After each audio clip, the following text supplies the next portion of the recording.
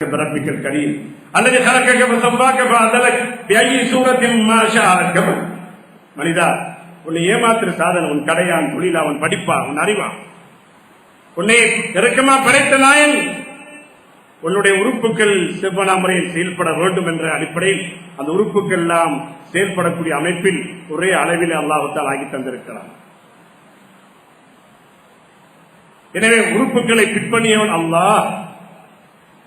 நம்மிடத்திலே வழங்கப்பட்டிருக்கிற அமானிதம் உறுப்புகளுடைய பயன்பாடுகளை பற்றி கேள்வி கணக்கு அளக்கப்படுவதுடன் உறுப்புகளை நாசமாக்குவதனாலும் ஏற்படுகிற நஷ்டத்துக்கு நாம் கேள்வி கணக்கு அளக்கப்படுவோம்.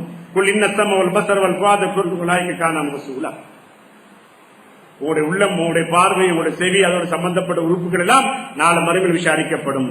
அமானிதமா தந்திருக்கிறான் அல்லாஹ். நமது உடல் உறுப்புகளை நமது விருப்பத்தில், நமது மோகத்தில், நமது பாவங்களில் அதை செலவழிக்க முடியாது.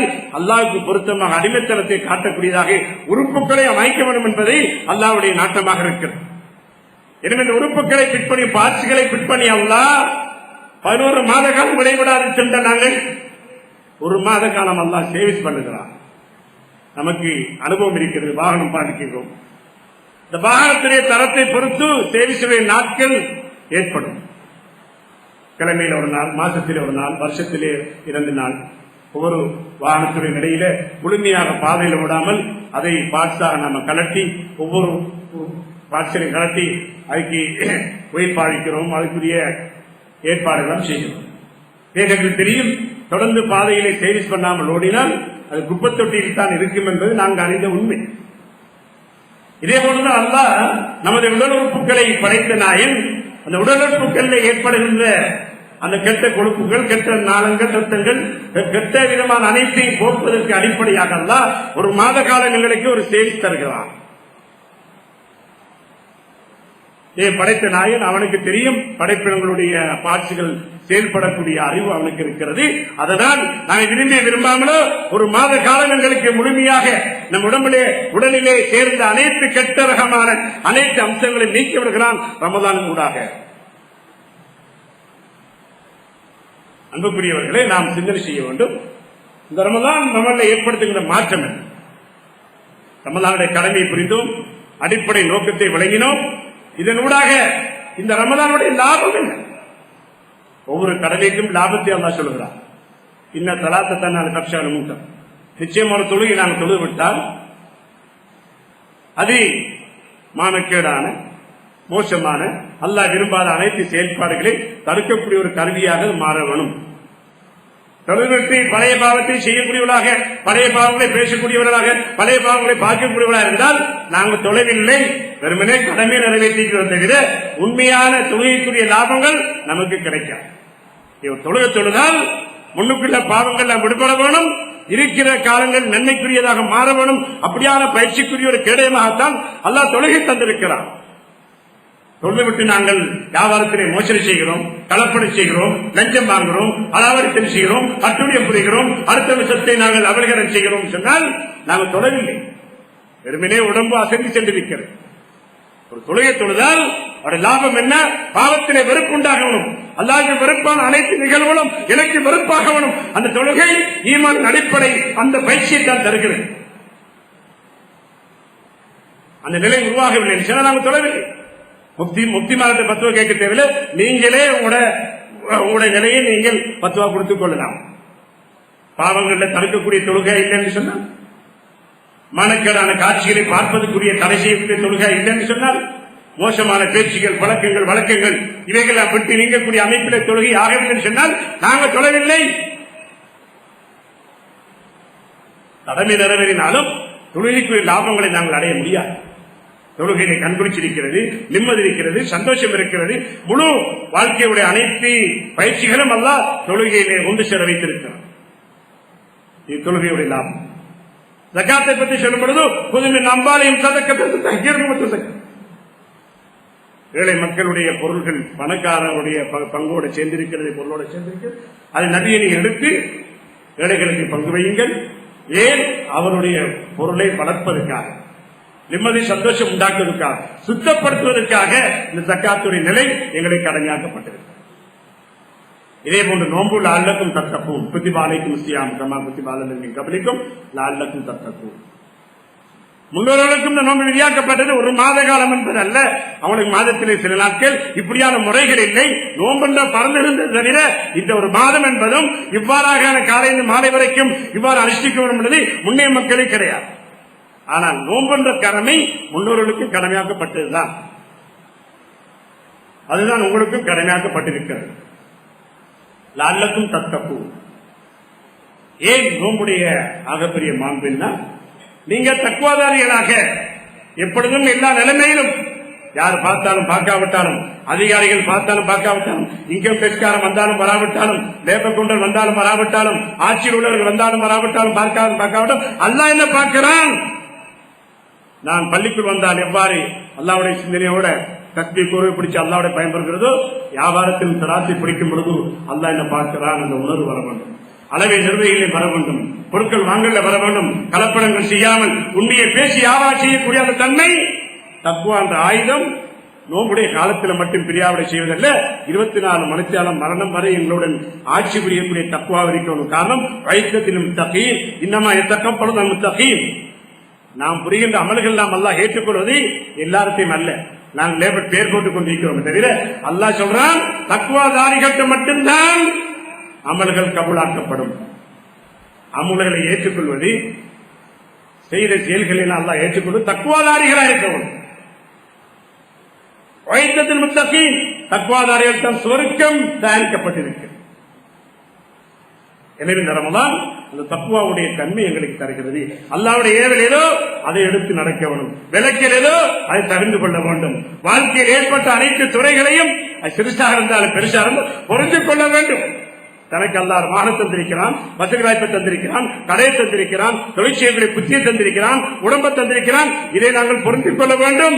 அது குறைவாக இருந்தாலும் பொருந்திக் கொள்வதனால் தக்வாவுடைய அம்சத்தை அடைந்து கொள்ள முடியும். நாளை மறுமைக்காக வேண்டி இவருடைய வாழ்க்கையில் ஒவ்வொரு நிமிடங்களும் நாளை மறுமையை தோற்றுவிக்கக்கூடியதாக, நாளை மறுமையில் விமோசனம் பெறக்கூடிய அமையவனை தவிர துனியாவுடைய லாபங்களோ, துனியாவுடைய பட்ட பெயர்களோ, துனியாவுடைய புகழாரங்களோ, துனியாவுடைய எதுவுமே ஒரு பூமியுடைய உள்ளத்திலே அங்கே பிரவேசிக்காமல் ஆகிரம் தனக்கு தயாராகணும், ஆகிரம் எனக்கு பொருத்தமுள்ள அமையவனும் என்ற நிலையில்தான் தக்வாவுடைய அனுஷ்டானங்கள் நிறைவேற்றப்படும்.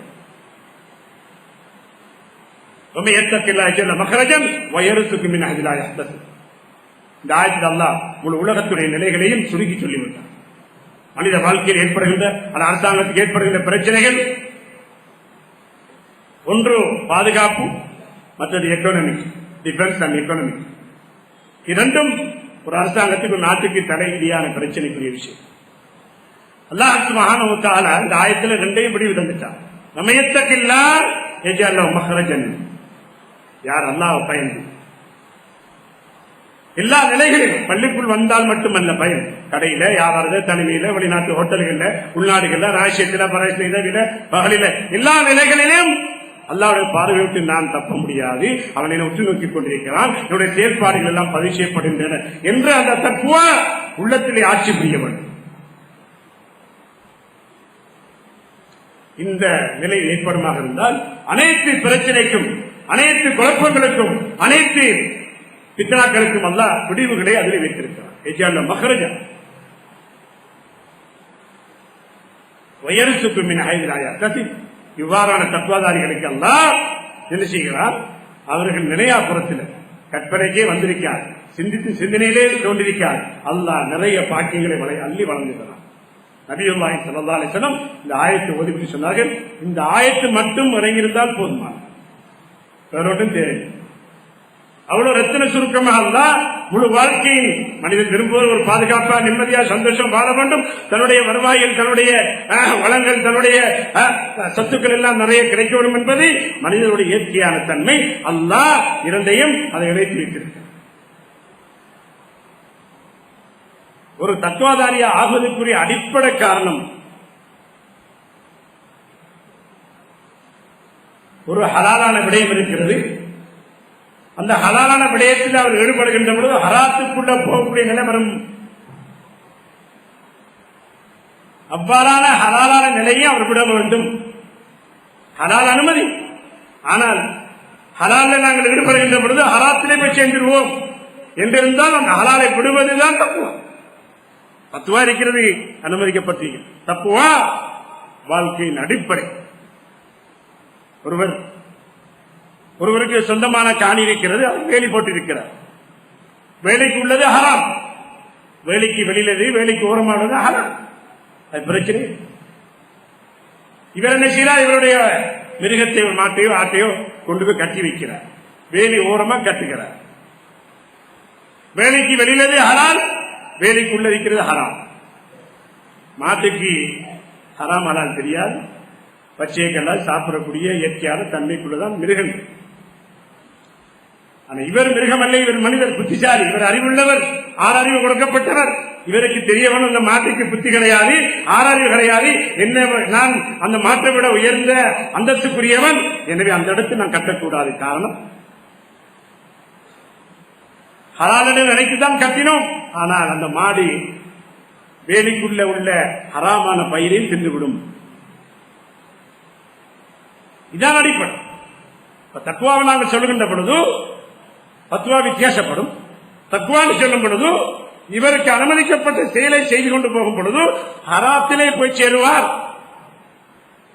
என்றிருந்தால் அந்த ஹலாலை விடுவது தக்குவா.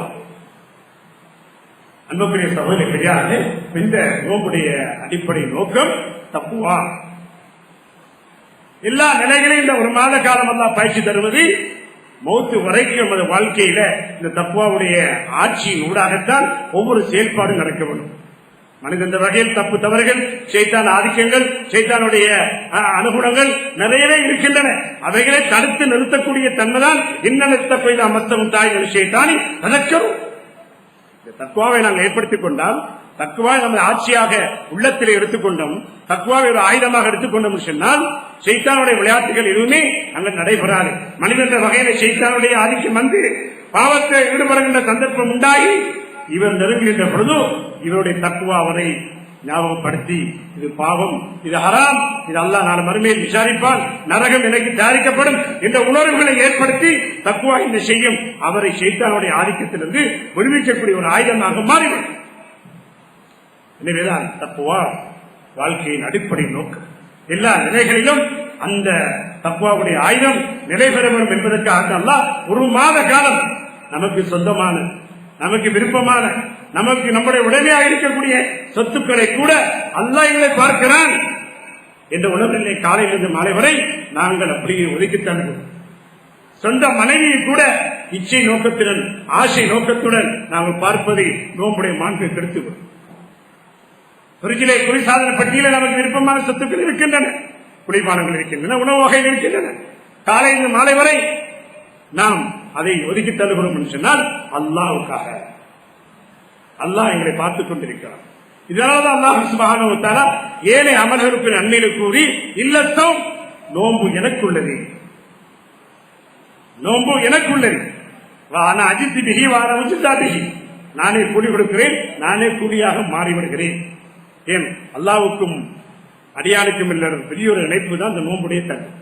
வீட்டிலே தகர் செய்யலாம், கடைக்கு வந்து பஜாரிலே நாங்கள் சாப்பிடலாம், மாலை நேரத்தில் இஃப்தார் செய்யலாம். யாருக்காக வேண்டி நாங்கள் பிடிக்கிறோம், யாருக்காக வேண்டி ஏமாத்துறோம், யாரை நாங்கள் ஏமாத்துறோம்? அல்லாஹ்வை ஏமாற்ற முடியாது. அல்லாஹ் சொல்லிட்டா நோம்பு எனக்கு உள்ளது. ஏதாவது தாம ஷராபல் யாத்திரி தன்னுடைய அனைத்து ஆசைகளையும் குளிபானங்களை சாப்பாடை எனக்காக வேண்டி விடுகிறான், நான் தான் கூலி கொடுக்கிறேன் என்று அல்லாஹ் கூலியை பொருட்படுத்துகிறான் சொன்னால் அதுக்கு மற்றிட முடியாது. சொர்க்கம் என்பதும் பொறுமைக்குரிய மாதம் என்பதும், மகபுரத்துக்குரிய மாதம் என்பதும், ராமத்துக்குரிய மாதம் என்பதும் இதைவிட அல்லாஹ்வுடைய கூலி பெருசானது. எனவே இந்த அடிப்படையில் நாம் ஒவ்வொருவரும் சிந்திக்க வேண்டும். இந்த நிலையில் நாம் ரமதானுடைய அடிப்படை நோக்கத்தை மையமாக வச்சு வாழ்க்கையின் அனைத்து தேவைகளையும் ஒரு கட்டுப்பாட்டுக்குள் கொண்டு வருவதுதான் நமக்கு வழங்கப்பட்ட சுதந்திரம். கால்நடைகளை கொண்டு நாம் இதையும் விரும்பியதெல்லாம் சாப்பிடலாம், விரும்பியதெல்லாம் உடுக்கலாம், விரும்பியதெல்லாம் செய்யலாம் என்பது அல்ல. இதைத்தான் சாப்பிட வேணும், இதைத்தான் தொழிலாக கொள்ள வேணும், இதைத்தான் நாங்கள் நடக்கணும். இவ்வாறு ஒவ்வொரு மாத காலம் முழுமையான கட்டுப்பாட்டில் இருந்து சில மனுத்தியாளங்கள் நாங்கள் முழுமையாக அல்லாஹ்